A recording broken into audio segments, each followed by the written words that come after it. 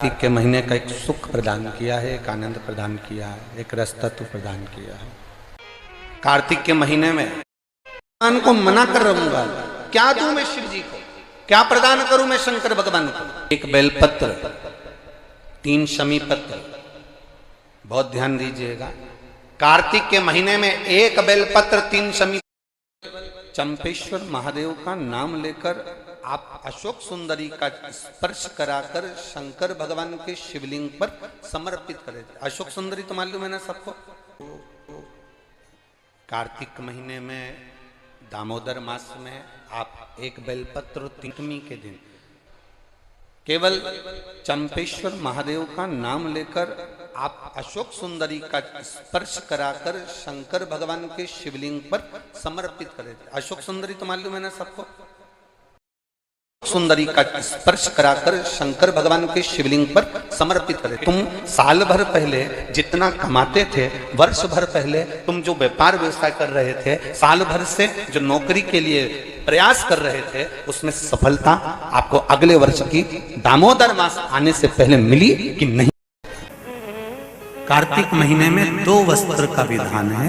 जितनी भी माताएं बैठी हैं, चाहे वो सासू माँ हो चाहे बहुएं हो, बेटियां भी कभी ना कभी बहू बनेंगी और आप भी कभी ना कभी सास बनेंगे, स्मरण। कार्तिक महीने में 2 वस्त्र का विधान है। एक पीले कलर का वस्त्र और एक लाल कलर का वस्त्र। एक पीला वस्त्र है, एक लाल वस्त्र।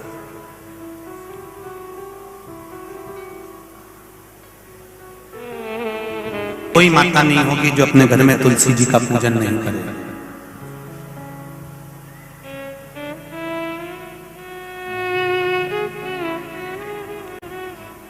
घर की मां यदि लाल वस्त्र अगर कार्तिक महीने में तुलसा महारानी पर ओढ़ाया जाता है और वही वस्त्र बाद में रख लिया जाता है संभाल कर, तो उस घर में किसी कर्म गति के कारण भी अगर अपशब्द निकल रहे होते हैं तो वो अपशब्द वो वस्त्र रोक लेता है। वो वस्त्र रोकता है। कौन सा वस्त्र? लाल वस्त्र, पीला वस्त्र। इन 5 दिन में अगर तुलसा महारानी को चढ़ाया जाता है और उसको रखा जाता है, तो जिस नारी के गर्भ से संतान नहीं भी हो रही होती है, उसके कक्ष में अगर वो वस्त्र कुछ दिन तक रखा रहता है तो ये निश्चित आती है कि गर्भ ठहरता जरूर है। ये पीले वस्त्र की और लाल वस्त्र की महत्वता कार्तिक महीने में। अब कई माताएं कहती हैं कि हमारे पास में लाल वस्त्र नहीं है, हमारे पास में इतना नहीं है, तो लाल कलर का लच्छा भी तो आता है, नाड़ा। बोलो आता है कि नहीं आता? लाल तुम्हारे घर में सिलाई करने का लाल कलर का धागा तो होगा ना कि नहीं होगा?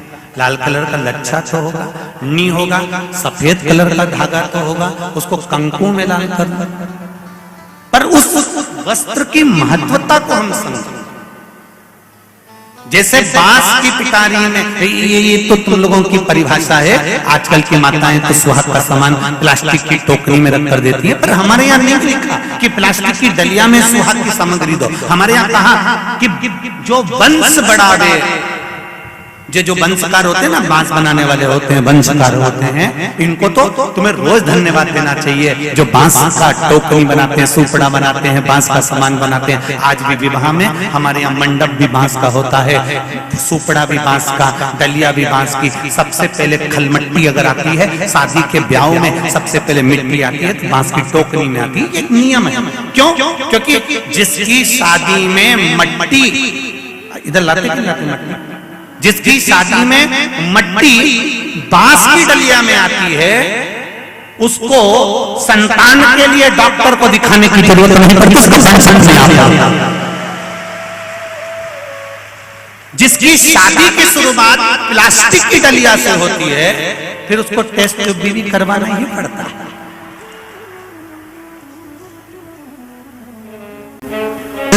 ऐसा कोई पल नहीं जाना चाहिए जिस समय मेरा बाबा शिव की याद ना आए।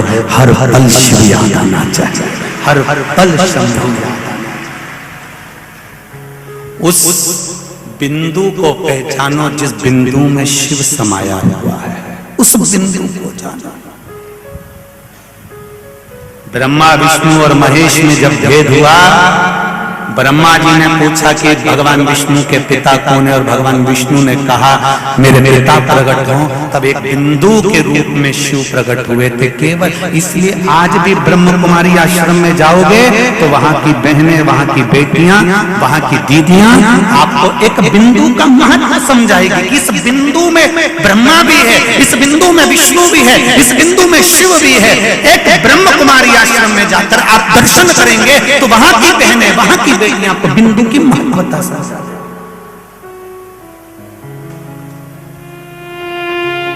कुछ नहीं, जन्म भी एक बिंदु से हुआ है और मृत्यु भी एक बिंदु से। शिव से प्रारंभ हुए और शिव में ही समा जाओगे, आखिरी बिंदु भी शिव है। भगवान शिव और पार्वती का जब मंगल विवाह हो गया, पार्वती जी विवाह कर जब घर आ गई, प्रभु चरण की सेवा में माता पार्वती जी निंदा कर भगवान शिव और माता पार्वती के विवाह का एक कारण सबसे प्रबल था। वो कारण था तारकासुर का संहार।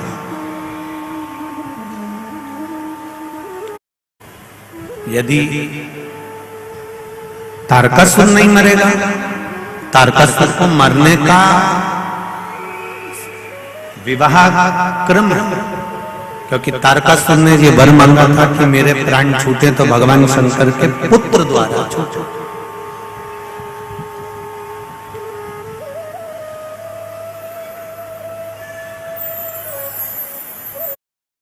भगवान शिव के तेज पुंज से, गंगा जी के जल से षडानंद कार्तिकेय जी का जन्म हुआ, प्रागट्य हुआ। और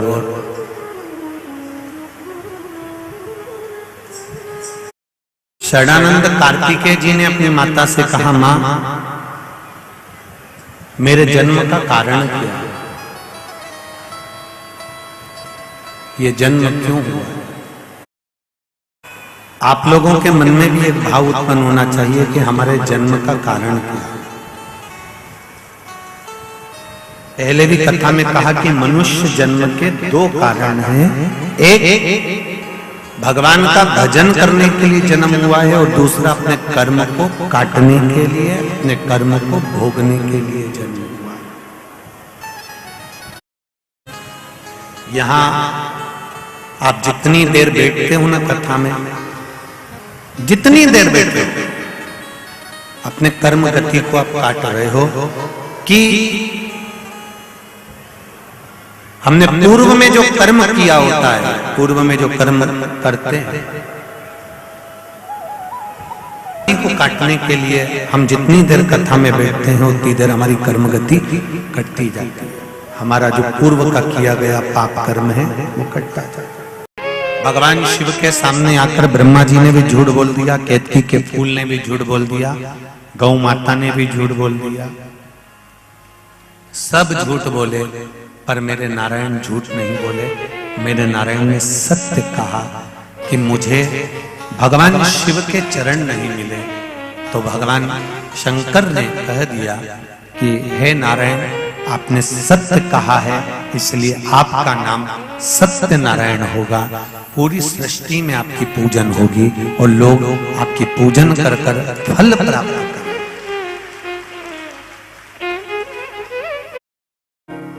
गौ माता ने झूठ बोला, इसलिए गौ माता से कहा तेरा पूरा